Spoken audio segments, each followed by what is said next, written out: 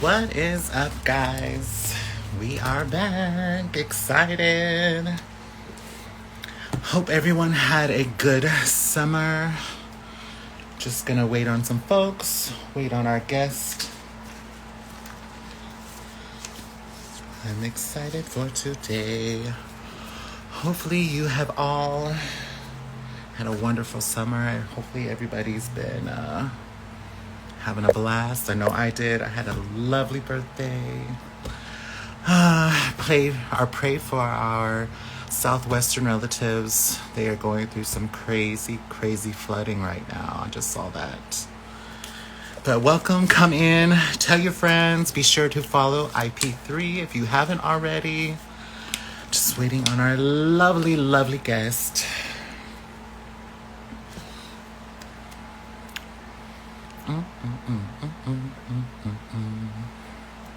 Hopefully we have it to where we can do a question and answer kind of thing portion. I think that would be kind of cool, right? I think that'd be something to incorporate in our little interview. Do a 5-minute question and answer. Who's your favorite Indian? What foods do you eat? Are you single? Are you on native singles dot? Let me hush. I think she is here. Let's see.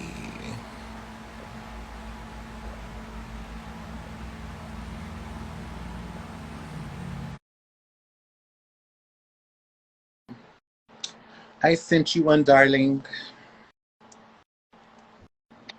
Get some of my lemonade. Hi, darling. How are you? Hey. I am just wonderful. I'm glad so to happy have to you, be here with darling. you all. All right. Well, Thank come on, you. guys. I'm going to go ahead and start with my little introduction, and then we will go ahead and do an introduction with you. All right, everyone. Okay. Welcome again to Skoden Talks with the Homies. I am your host, Sage Chanel. Skoden Talks is brought to you by IP3, Indigenous Peoples Power Project.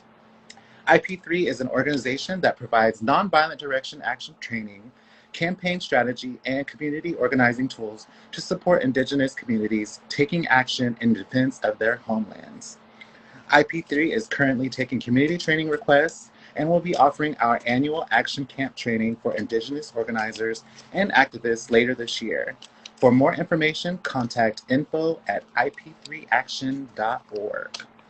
All right, guys. So we're just going to go ahead and dive into it. If you'd like to go ahead, introduce yourself for us. Well, thank you. My name is Demaria Monday. I am a Muscogee Creek descendant, and I am also a survivor of Greenwood descendant. I'm the founder of Builderz, and I'm also formerly incarcerated. Um, I am the mother of four children. I've got bonus babies also. And just really like I am a servant. I'm a servant of the people. I'm here to offer solutions that are rooted in trauma informed care. So that's Hey, a brief that is introduction. freaking awesome. So you were saying you are currently or formerly incarcerated? No, right now I am free. I am at home. I've been free for the Yeah. longest time I've ever been in life. Okay. So I'm formerly incarcerated. And so with that, like a big part of my story is based upon like I found my purpose from being incarcerated. The pain of incarceration. That's really like helped Yeah. fuel who I Oh, am today. goodness. So, going off of that, would you like to tell us a little bit more about your background, like your tribal, and how we came to um, with building blocks, how we got to this? Yeah. Oh, I With said block building blocks. builders. That's a daycare here. Sorry. Block builders. Yes. Well, really, I was born in Tulsa and I was raised in Texas, and so I moved to Texas when I was like 4 years old, and I didn't come back. I spent my summers in Tulsa, but I didn't come back to live in Tulsa until I was actually riding the Greyhound from prison. I had a federal sentence. I have a had a conspiracy to distribute cocaine base, also known as crack, and with that, it triggered a mandatory minimum of 10 years. And so, yeah, the unfairness of conspiracy charges. It didn't matter, like, that it wasn't that I didn't know most of the people on the conspiracy. I was still held responsible for everything that everybody did. But with that, though, I had left. I was pregnant. I was pregnant with my baby when I got indicted. And so I had to leave my child. I left my firstborn child when he was only 4 months old. And so I came back. He was 8 years old when I came back. But while I was in prison, I knew that I didn't want to be the same person that I was when I left. But I also realized just how much harm that I had caused to the community. I realized how much harm that I had even inflicted on the next generation. Because like looking at the generation before me, when I was in Midland, I was raised around where survival was being able to survive. And Oh, yeah. I'm sorry, I did something. Okay, I was trying to wave back at you. I'm not that.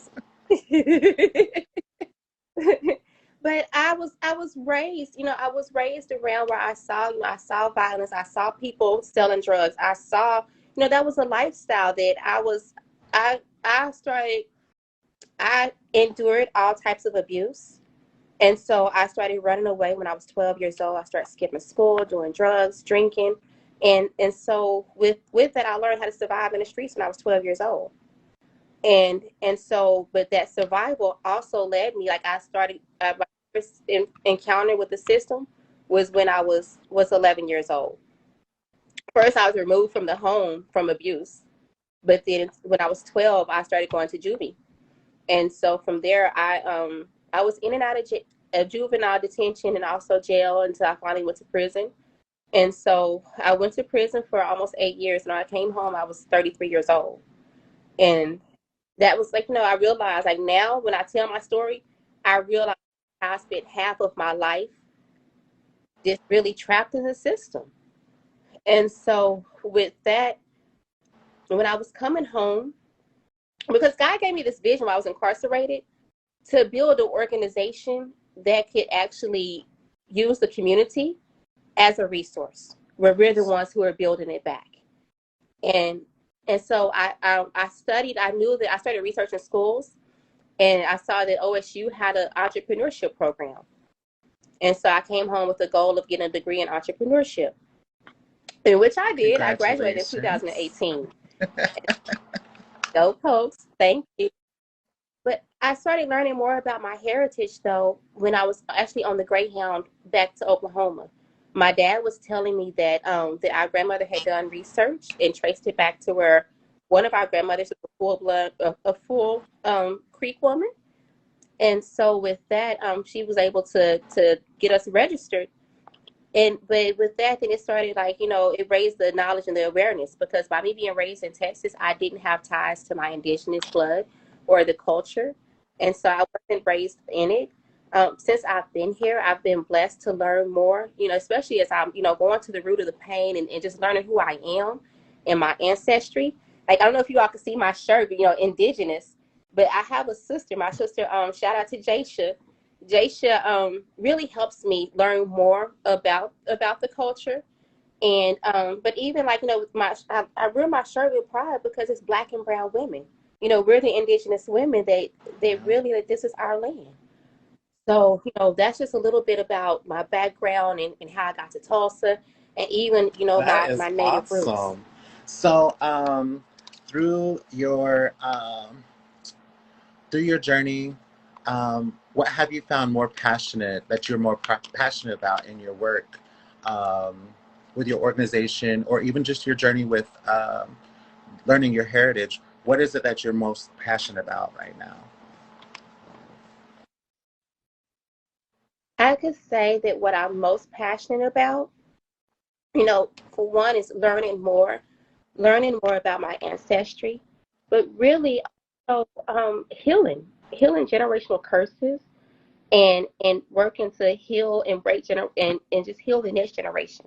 When I think about creating change and making things better for the children behind us, that's what I could really say that I'm passionate about is healing and breaking these family patterns that have kept us Yeah. stuck Oh, in pain.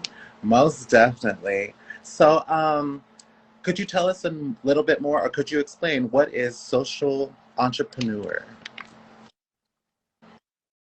Yes. So I am so thankful to be able to be a social entrepreneur.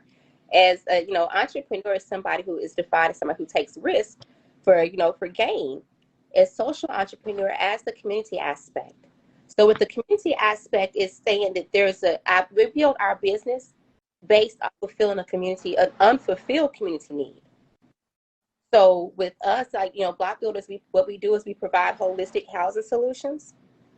And so, with that could be just, holistic, the holistic approach of saying, like, if you need clothes, then we have you. If you need food, we can share where to go. If you um if you need resources for bills, then we can point you in the right direction. So a social entrepreneur that we work to I fulfill love the that. community's needs. That's like the aunties of the community. If you need something, you go to the aunties, like, auntie. Yes, it's Call Me Sister Monday. They be calling me Sister Monday, so call me Sister Monday. So, to get off a little bit of this serious stuff, kind of shake us off. So, what do you like to do for fun? Yeah. So for fun, can I really say? Just playing. I learned that I like nature. Since I've come to Oklahoma, I realized just how much outdoor stuff there is to do. And so, like, going to the lake, I can't even swim that good, Oh, but I there's like to plenty of go to stuff. the Girl, I'm at the lake. lake every weekend, so there's plenty of stuff to do. I don't like Yeah. getting my hair wet, and I don't like being under the water that much, but there's plenty to find.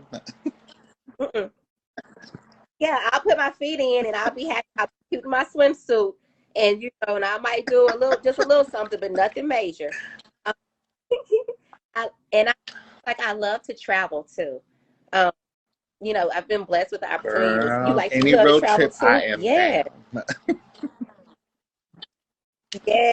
Especially like on the weekends, stomp dance and stuff. I So love going stomp dance. So anyway, like anywhere is far for me. So I still got to you go, but I love it. I enjoy it. I grew up that way. So stomp what dance. dancing do you love to do? So yeah. Okay, I'm You guys invite me, like, keep in touch and Oh invite yeah, me so girls. I can So come we see just it got done too. with our green corn, and then we will have our last one October, mid October to last October. So you're invited, girl. This auntie can cook, so Oh yeah, everything tastes better on the open fire. I think so. I'm there. What Just would be let your me favorite native there. dish you like to eat?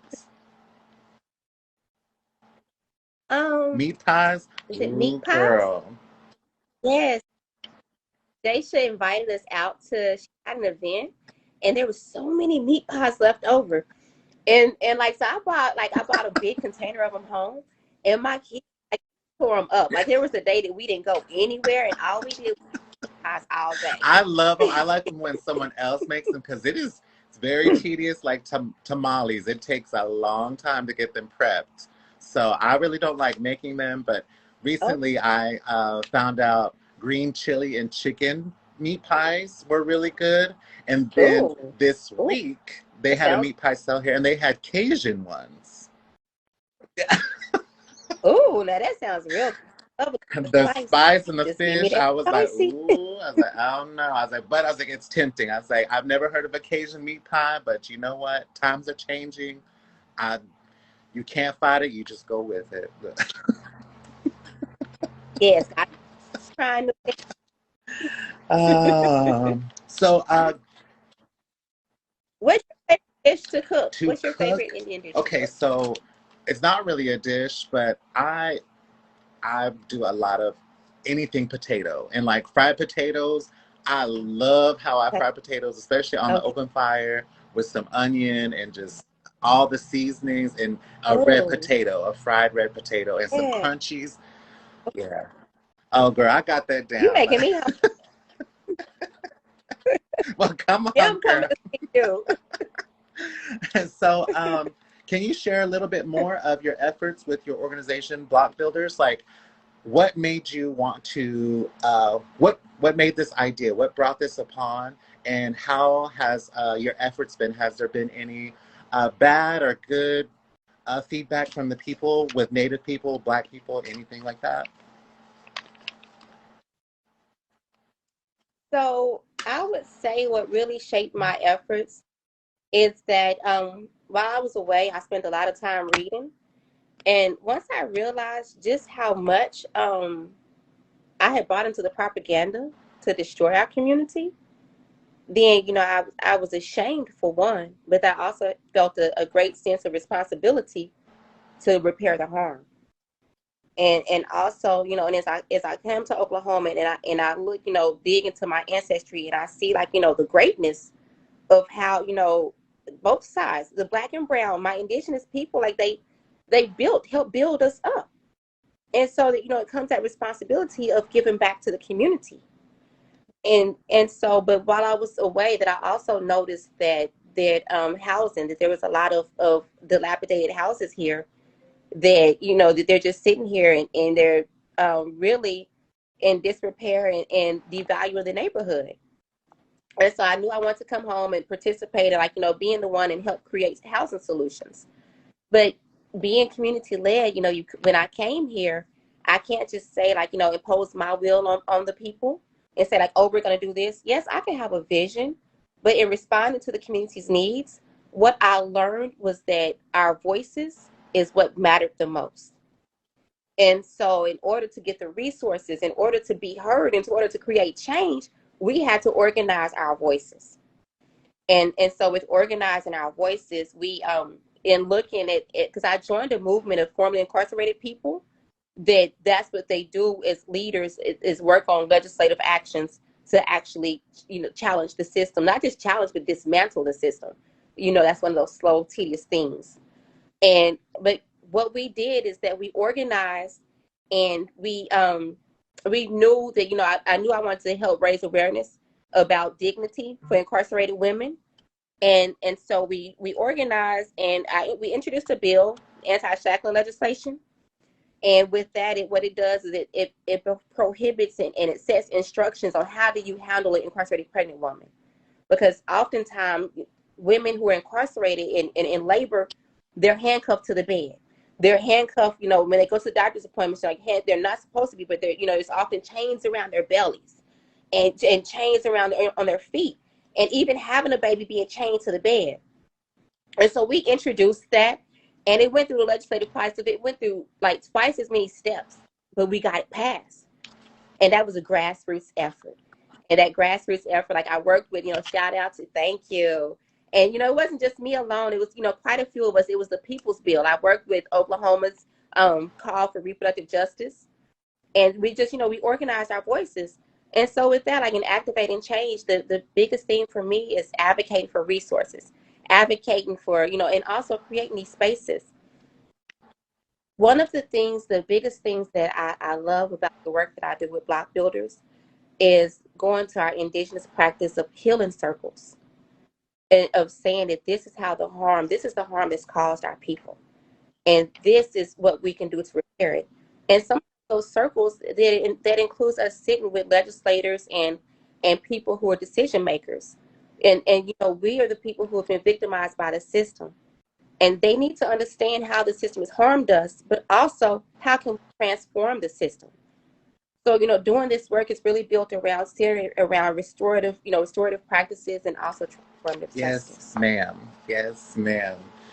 So happy for that. So happy for our people, our incarcerated people. I feel that sometimes they get in the system and they forget about them. And I also had an uncle get in there, and one thing that he mentioned to me that he felt that they actually allowed was them to actually practice some of our traditional singing and stuff in there. And so I was like, that Mm-hmm. is freaking awesome. He's like, yeah. He's like, because he's like, everybody gets to practice their religion in there. He's like, and that's a part of us. He's like, so he's like, I thought that was pretty cool. Did you get to see or witness any of that kind of stuff while you were in?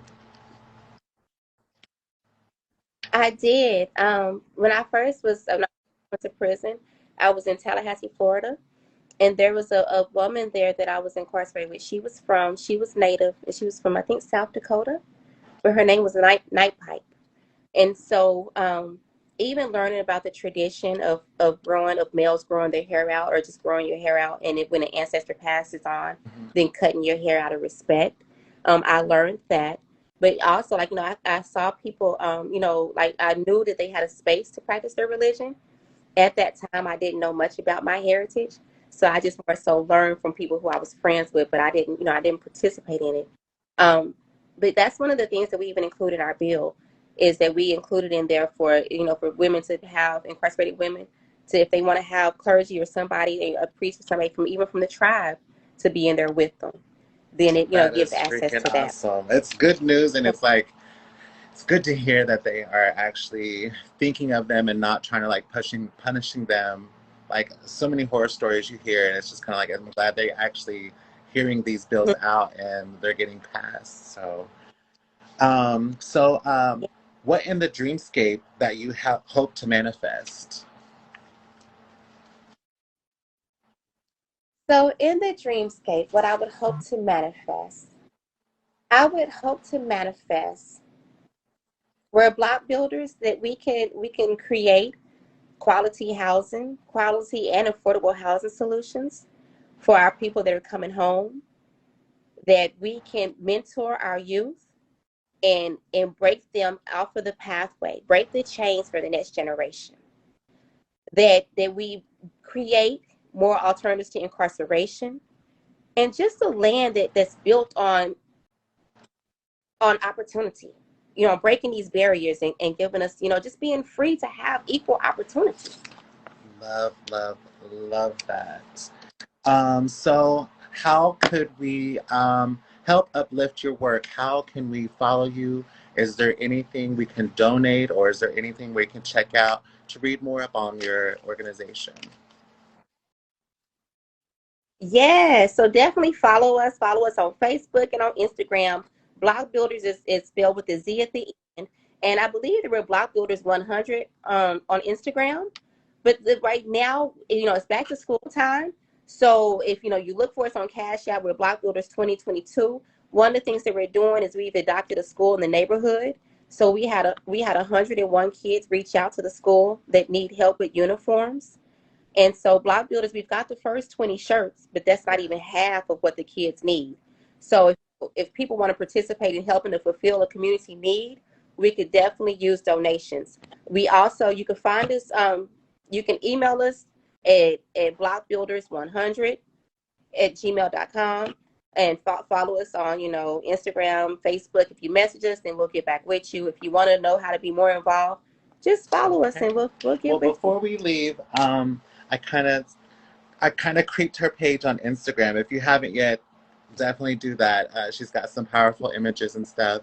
And so I came across this one. I believe it was you in front of the Tulsa, Oklahoma brick wall, and there was a mural, and you had wrote a little writing. Would you like to share that with us? Yes, I'll share it with you. And then I'll also give a little bit of context of the picture that I took. In the picture, I have my shirt off because I'm just like, to me, that's the ultimate representation. It's legal for us to be topless in Oklahoma, but, it's legal for us to be topless, but at the same time, we can't decide if we want to have abortions or not. And that mural, as a graduate of OSU, and that mural just has like this graphic image of pain. And so I stand in resistance to that image. And so that's the little context about, behind what I wrote. So I'll share with you what I wrote. I wrote it and I've shared it publicly, but this is my first time speaking it. So thank you for asking me to share that with you. This is called Can't We Be Free? Can't we be free to not have our pain taken in vain? Can't we be free to not be raped by images of trauma, constantly victimizing us on a daily? Can't we be free to live and have access to equal opportunity? Can't we be free to not have our cries of bodily autonomy fall on deaf ears? Can't we be free from the desensitization of our pain? Can't we be free to not sacrifice our bodies in order for our nation to gain? Abortions or health care. Take the bands off of our bodies. Take the chains off of our uteruses. We just want to be free. Free to have the liberty to live with bodily autonomy. Free to be free of suffering depression from systemic oppression. Free to not have our pain be in vain. The discounting of a Black and brown woman's pain has passed on through the generations. Can we be free to not have a hole in our souls from having to bear our abuser's child? Free to not have a constant reminder of the stolen moments that were taken away from our personal choices of our body, staring back at us for a lifetime. Free to not have our bodies looked at as the host. Free to not have children deemed to fail within gloomy statistics because they weren't given an equal opportunity. Free to not have babies in shackles and chains. Free to not have our uteruses policed and chained. Free to be expected to give life, speak life, and nurture life, all while being okay with the discounting of our lives and our babies' lives. Our pain will not be in vain. Bands off our bodies. Our voices matter. Protect Black and brown women at all costs. Thank you, Mado, for that, my sister. Be sure to follow her on Thank you. Instagram. Be sure to follow IP3 pages if you have not. We will be having another IP3 Skoden Talks with the Homies on the 30th, Tuesday. Be sure to follow me, your host, Sage Chanel, here on Instagram, or Chanel Sage, and we will see you next time. I will talk to you again, my sister. Thank you all for joining us. No.